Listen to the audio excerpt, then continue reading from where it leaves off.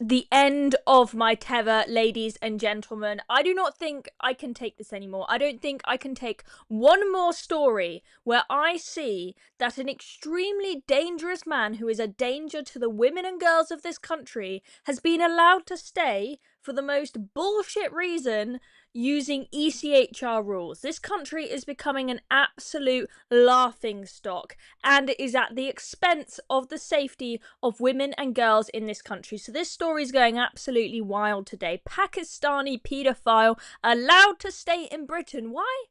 Because of alcoholism. You cannot make this shit up. Get your comments coming in because we are live if you're watching this live, because I'll be going through some of those. Let's take a look at this bonkers story, ladies and gentlemen. So we found out an immigration judge's decision to block deportation has been successfully overturned by the Home Office pending a fresh hearing. So this insane judgment to allow him to stay in Britain has luckily now been overturned by the Home Office. That is the good news here. But the fact that a judge in this country made this ruling in the first place makes my blood boil, right? We've only found out that this bonkers ruling was made because of the Home Office overturning it and the detail of that appeal coming out into the public eye. But I mean, this is just beyond belief that, you know, we've got judges all the time. Yes, this person, their case was overturned by the Home Office, but we know, we've been through the stories on this channel. You guys have seen them. You guys have been infuriated by them. Case after case, chicken nuggets, and all sorts of different reasons. People are able to end up staying in the country because of ECHR rules, because of their human rights. I'm sorry, but I don't give a toss about your human rights if you're a paedophile and you have sexually assaulted a little girl in this country. And that's not the only thing this guy has done, because we'll go through the article now, guys, but he has done several absolutely appalling things, and he should not be in this country. So, a Pakistani man convicted of sexually assaulting a child has been allowed to stay in the UK after a tribunal ruled he was an alcoholic. And you might be thinking, guys, how does this link to his human rights? Why is being an alcoholic a reason to stay in Britain when you are a danger to young girls? Well, it's quite interesting, the kind of chain of reasoning that they have used, but apparently he may receive inhumane or degrading treatment if returned to Pakistan because of his uncontrollable alcohol consumption. Okay, so because in Muslim countries they don't drink alcohol, people might bully him for having been an alcoholic when he lived in a country in England where alcohol was readily available. What a poor guy. He might get bullied. And you know, it says in the article, the guy can't be named, sadly, so we can't name and shame, but they basically say, if I can find it, that he might be put in prison. Yeah, here we go. The man told the hearing he would be punished in Pakistan, with the authorities likely to imprison him, adding that jail conditions were inhuman and degrading. Okay, well, here's an idea. Why don't you use the threat of punishment as a way to get yourself off the alcohol? There's an idea, right? And they've spoken about how in this article, this guy he's got a problem with uncontrollable alcohol consumption, and that's going to be a problem if he goes to Pakistan, because alcohol is largely illegal there and he won't be able to access it. And I'm like, well, are you saying that you want him to continue drinking? You know, anyone who has any experience with alcoholics knows that one of the best things you can do is change the environment and put them in an environment where it is more difficult for them to access the stuff that they are addicted to, right? If you have an alcoholic living in a house where there's alcohol everywhere in the cupboards versus they're living in a house where there's no alcohol allowed in the house, right? Which environment do you think they're going to do better in? Which environment do you think an alcoholic is going to do better in? A country where you can just pop outside into the local shop and you've got all the alcohol you want, or a country where it's really hard to get hold of alcohol? maybe Pakistan is the best thing for him. Maybe it will get him off the alcohol. But oh no, ECHR rules. We can't let this guy out because we can't send him back to Pakistan because he might be treated badly for his addictions. I mean, you cannot make this stuff up. Let's try and look at the detail of what this guy actually did. I think it is here in this article. So he had a son with his wife, but their marriage broke down. Why? Because the husband assaulted his wife at home and was convicted of battery. In 2020, the man was jailed for a year after he drunkenly assaulted emergency workers. What a lovely fellow. We really should take care of this guy and make sure that he doesn't receive any bullying for his alcoholism. It emerged that he had committed sexual assault while on bail on the previous charge. God, this man really cannot control himself, can he?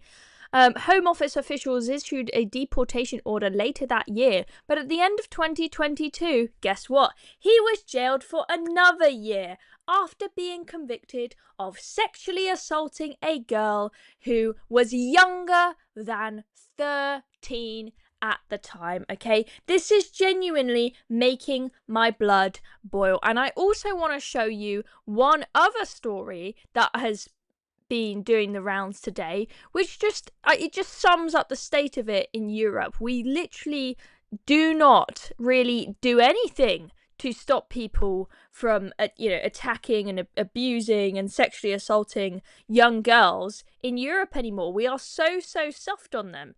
So this is a story that's been out in the mail. Austrian migrant gang rape horror. Girl 12 passed around like a trophy by more than a dozen boys during horrifying repeated sex attacks in Vienna. This is an absolutely horrifying story. It is horrible to read, but I think we've got to look at this. A 12-year-old girl, Austrian girl, was subjected to a horrifying gang rape ordeal at the hands of at least a dozen migrant boys who taped their abuse and passed her around like a trophy. It is horrible. So she was subject to several sex attacks from a number of boys in garages, in apartments, and other locations in Vienna. We had Austrian police investigating 17 people, most of them minors apparently, sexually abusing this 12-year-old girl. They included an Austrian, a Turkish, Syrian, Italian, Bulgarian, and Serbian nationals. So all sorts of people. But the shocking thing about this story, you'd think, this is awful. Surely the people that did this to this poor 12-year-old little girl have faced justice and they are locked up in prison for their absolutely disgusting crimes. Oh no. So let's have a look at the case of Afghan migrant Weiss. I don't know how you say that. Let's call him Weiss. Anyway, so he was 15 years old at the time, only 15 years old. But does that excuse you for sexually abusing and attacking and raping a little girl? I don't think so, but I guess in the eyes of the law, in good old European Union, and the European countries in general, that gives you a free pass. So he said, I thought if she was 12 and I was 15, that it was allowed. So there we go, guys. Oh, it's all okay because I just didn't realise that you're not allowed to gang rape 12-year-old little girls. And you've got to think about the kind of people that you are bringing over to Europe, right? We're talking about an Afghan here who has said this. Do I think everyone from Afghanistan is a rapist and is going to abuse women? No, absolutely not. But can we recognise the fact that their culture there around the treatment of women is completely and utterly backwards? And it's not really that surprising that you've got people coming who think it's okay to have sex with 12-year-old girls without any consent. Because that's normal in Afghanistan, right? You have little kids being put in forced marriages and being raped, right? They probably don't even know what consent is in Afghanistan. I wouldn't be surprised. So this is what we are bringing to Europe. But let's see what happened to this guy. Surely he has been locked up for years and years and years. But oh no, no, no, no, no. Oh no, no. The judge sentenced this guy to 15 months probation and 670 quid in damages. That's it, guys. 15 months probation, by the way, means you are not in jail. You are not behind bars. This guy is free to walk the streets. Maybe he'll do it to another girl.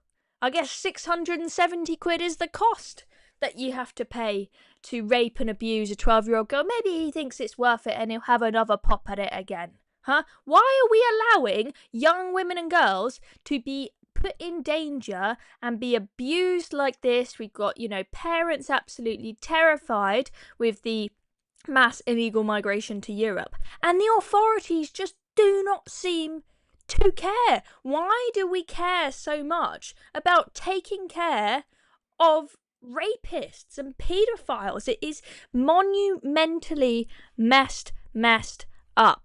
Anyway, let's have a look at a couple of tweets. I thought this was referring to the case of the Pakistani paedophile. I thought this was funny. I look forward to this lad starring as the ringleader in the upcoming Netflix series about it. I mean, isn't it just astonishing that Netflix did that, created a story based on a black man who had stabbed a girl to death, and instead they just conveniently find a white incel boy to play the role. Was that just a mistake? I highly doubt it. Now, Carl Benjamin saying what everyone is thinking, but many people are too scared to say, I actually don't care what happens to migrant paedophiles after we deport them. Thank you, Carl, for saying the obvious, okay? It's pretty controversial to say I don't care about someone's human rights, but you know what?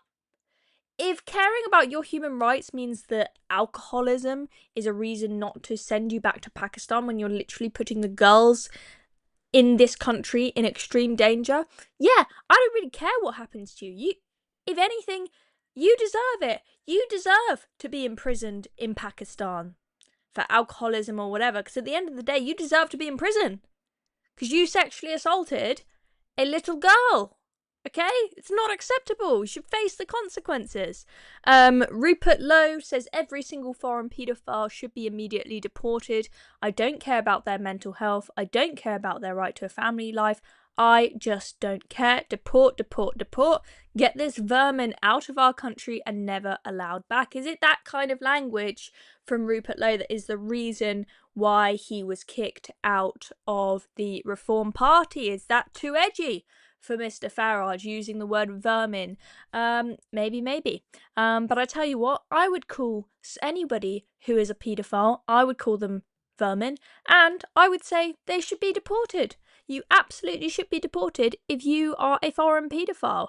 Kelvin makes an interesting point. He says, convicted for beating his wife, jailed for a year for sexually assaulting a girl of 13, but a Muslim Pakistani is to be allowed to stay here because he's an alcoholic, and a judge ruled he would face degrading and inhumane treatment back home and drinkers banned.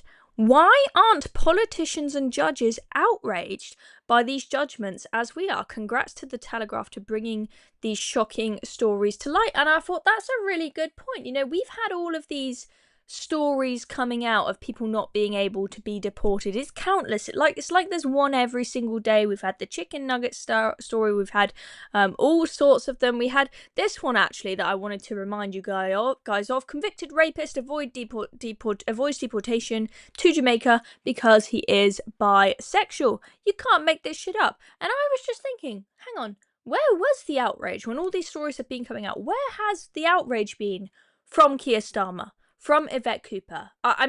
You guys correct me if I'm wrong, but I have not seen Yvette Cooper and Keir Starmer tweeting or anything to say how horrified they are by the fact that these people have been able to stay in the country. We've heard a little bit about changes to, they want to do something to change the whether we have to adhere to the right to a family life part of the ECHR, because that has sometimes been used, the right to a family life, right? And you've even seen grooming gang leaders, right, who have impregnated the white British gang girls that they have gang raped, right? Because they have a kid, because they impregnated the girl that they raped, they've then claimed right to a family life because they're like, I have a kid in this country. And I'm like, you have a kid in this country because of rape, the rape that you committed to a minor, right? That's messed up. So there is going to be some change to that, but all this other stuff about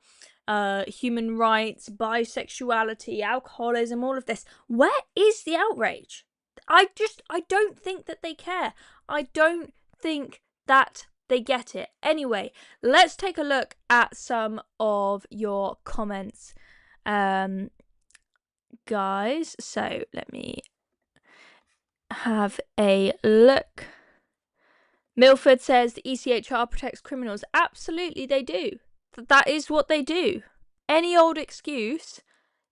Honestly, I feel like you could say anything. You could literally, any excuse will get you out. You can make the most pathetic excuse, and the ECHR those rules will be used to allow you to stay. We also have a big problem, not just with the ECHR, but with the judges. Because the judges you've got British judges using ECHR rules to say, yes, this counts as a human right. We can use the ECHR rules to let this person say, are they activist judges? Are they lefty judges with an agenda, right? You can change the politicians. Well, it's hard to, but you could change the politicians, but you still have a problem with activist judges. I mean, this problem is... Yeah. Jane absolutely furious, as I am, about that case in Austria. 670 quid. Is that all our children are worth? Sorry, but I believe in street justice. Absolutely. I think that is a complete slap in the face. And we also saw, I don't know if you guys remember, there was a story maybe a month or so ago about a guy in Plymouth who had raped or sexually assaulted a girl in the woods in Plymouth, and was given he was given like a fine, and I think it was something like 40 quid. I might be wrong on the exact figure, but it was definitely less than 100 quid. I can say that for sure. It was like nothing that he has to pay as a victim surcharge. Won't go to prison. He's got to go on like some courses and stuff, and that's literally it. And I think again this was a case of the person who has committed the crime is not 18 yet. I think the guy was like 17 or something. So I might be wrong on the exact facts here, but you can guess that is what has happened in this case in Austria, is that because the guy is 15, they've said, oh, he's just a kid, he doesn't know better. But I don't know about you guys, but I think that you should be put in prison for a crime of that, that nature, so horrific. Yeah, absolutely bonkers. Paul says 8 million a day to look after all these nutters, most who broke into the country, and we as a country are taking money from pensioners, farmers and disabled people. Unbelievable. Yep, absolutely, exactly. So we had Rachel Reeves's spring statement. We'll call it an emergency budget, but she's too pussy to call it that because she doesn't want to admit that it's an emergency budget because she messed up in the last one. But there was no announcement there to say we're giving the winter fuel payment back to pensioners because we realised we messed up. There was no announcement to say we're going to scrap the farm tax for people who are actually farmers, because that's going to destroy the food security in this country. There was no U-turns on that stupid stuff. All that stuff is to save little bits of cash, right? When actually, how much do we spend on the asylum system? Oh yeah, 6 billion quid a year. Roughly, nearly 6 billion quid a year on the asylum system. Winter fuel payment cut. How much is that saving us? Apparently around 1.5 billion a year. What about the farmers' tax? I think that's expected to make us like a max of 500 million quid a year, right? So causing like a huge amount of damage, potentially shutting down a load of farms, potentially killing off a load of pensioners to save an amount that is actually way less than what we spend on the asylum system, right? If we didn't spend so much money putting people up in hotels, you guys may have seen on the channel, go look if you haven't, a video yesterday from a guy who was literally asked to put the migrants up in 4-poster beds in a castle, Camelot Castle in Tintagel in Cornwall, and That's an expensive hotel, right? But the Home Office, what were they offering? They were offering him double what he would normally make to house these migrants, okay? That's where your money's going, guys. That's when you get your next pay slip, those of you who are on PAYE, and you see that half of it is gone, just remember where it's going. Just remember where it's going. That's what you're paying for, guys. All the meanwhile, we keep people in this country who abuse little girls. That's the state of it. That is where the priorities are in this country. And interestingness makes the completely valid point. What about the degrading and inhuman treatment of the young girls? And this is what I see every time again. It's like we cannot send someone back home because they might receive poor treatment back home.